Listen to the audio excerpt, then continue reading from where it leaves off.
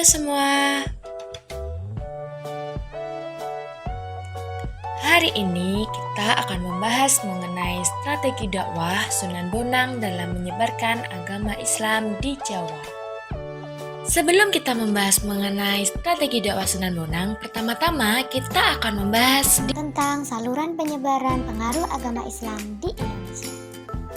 Teori pertama yaitu perdagangan. Dengan strategi perdagangan ini, kemungkinan dakwah Islam semakin meluas dari pesisir hingga pedalaman Nusantara. Selain itu, letak geografis yang sangat strategis sebagai jalur perdagangan dan pelayaran dunia pada masa silam telah mendorong proses masuk dan berkembangnya Islam di Nusantara. Kemudian pedagang-pedagang yang berkunjung ada sebagian yang menetap sehingga dapat melakukan perkawinan dengan warga lokal. Sehingga saluran islamisasi yang kedua adalah melalui perkawinan. Ketiga, saluran pendidikan. Perkembangan Islam yang semakin meluas mendorong munculnya para ulama dan mubalik. Para ulama dan mubalik menyebarkan Islam melalui pendidikan dengan mendirikan pondok-pondok pesantren di berbagai daerah. Yang keempat yaitu saluran ajaran tasawuf. Saluran ajaran tasawuf adalah ajaran ketuhanan yang telah bercampur dengan mistik atau hal-hal yang bersifat magis. Ahli-ahli tasawuf biasanya memiliki kekuatan magis dan keahlian dalam bidang pengobatan. Saluran kesenian agama Islam juga disebarkan melalui kesenian. Beberapa bentuknya telah disebutkan seperti wayang, gamelan, serta tembang-tembang.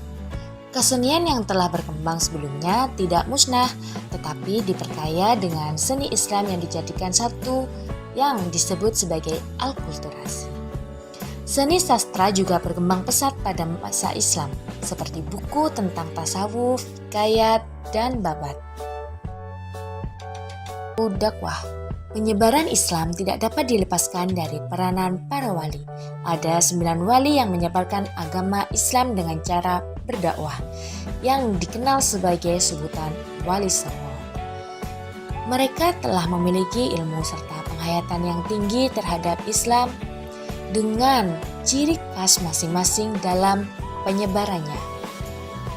Salah satu wali dari para 9 wali tersebut yaitu Sunan Bonang.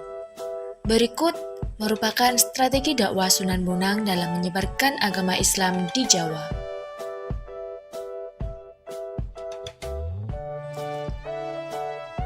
Sunan Bonang memiliki nama asli yaitu Magdum Ibrahim. Beliau merupakan salah satu dari 9 anggota Wali Songo yang menyebarkan agama Islam di Jawa. Sunan Bonang merupakan putra dari Sunan Ampel dan Dewi Condrowati atau yang dikenal sebagai Nyai Ageng Manila. Sunan Bonang lahir sekitar tahun 1465 dan wafat pada tahun 1525 Masehi ketika berusia 80 tahun. Beliau juga lahir di Tuban dan merupakan anak keempat dari Sunan Ampel. Sejak kecil, Sunan Bonang telah diberi pengajaran oleh ayahnya di Ampel Dento, mulai dari ilmu agama dan ilmu dunia. Semua santri dipersiapkan sejak dini sebaik-baiknya karena penerus untuk menyebarkan Islam. Selain Sunan Bonang, Sunan Giri juga belajar agama Islam di pesantren Ampel Dento. Setelah dari pesantren Ampel Dento milik ayahnya, Sunan Bonang dan Sunan Giri berniat melaksanakan ibadah haji ke Mekah, sembari singgah dan melanjutkan pendidikannya ke Pasai menemui pamannya atau ayah dari Sunan Giri.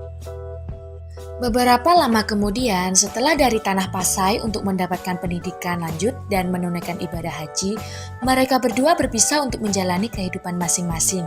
Sunan Giri menuju Gresik dan Sunan Bonang menuju Kediri.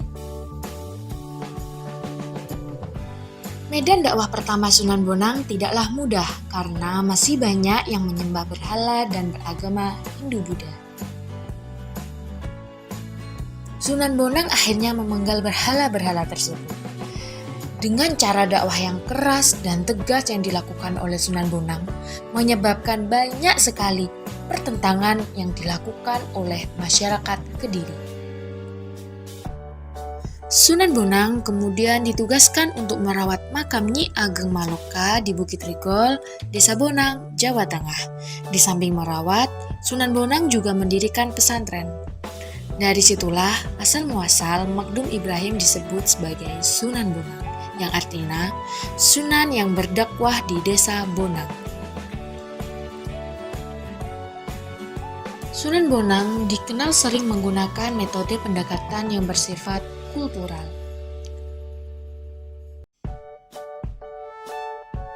Melalui bidang seni dan budaya. Selain itu, Sunan Bonang juga menjadi dalang yang memainkan wayang dan mahir dalam mengubah tembang-tembang Majapahit.